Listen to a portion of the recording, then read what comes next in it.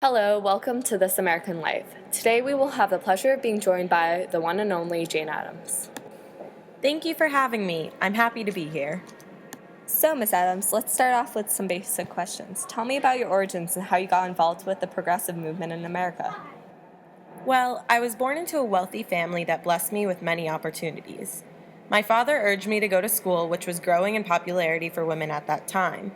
I fulfilled his wishes, and when I went to college, I was among a new generation of women to go to college, and I quickly became a leader in that community. I became a graduate from Rockford Female Seminary in 1881, and from there I became involved with those less privileged than I, and in seeing their terrible conditions, I became inspired to get involved and create a social change. That's very interesting. Can you tell me a little bit about how you reacted to this poverty and what you did to improve these lives? Yes, well, after visiting London and seeing Toynbee Hall, which was a group of men that helped the poor, I felt very inspired. I founded an institution called the Hull House. What we did was create lots of projects in response to the needs of people in the area. We did a lot to change these poor conditions in which people had to live and work. Once people saw the value in the work of the Hull House, they finally started to respect my writing, and I was soon asked to speak all over the place. The work you did in the Hull House is very inspiring. Can you tell me about how you began to move into philosophy and how people reacted to your opinions? Well, I was interested in exploring a variety of things. I was fascinated in things pertaining to race, gender, education, and world peace as a whole. One big breakthrough in my life was when Theodore Roosevelt asked me to second his nomination of the Progressive Party in 1912. It was the first time a woman was really involved in an act like that.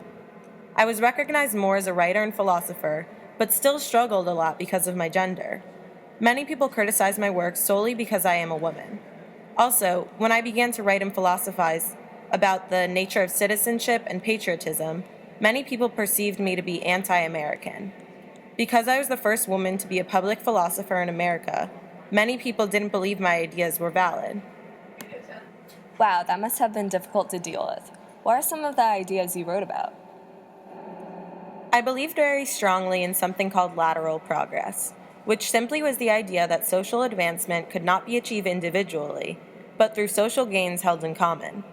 I have always been strongly committed to social unity and believe that no group of people should ever be alienated. Overall, collective progress is essential to have progress in society. That was great. Thank you so much for coming. Thank you for having me. It was a pleasure.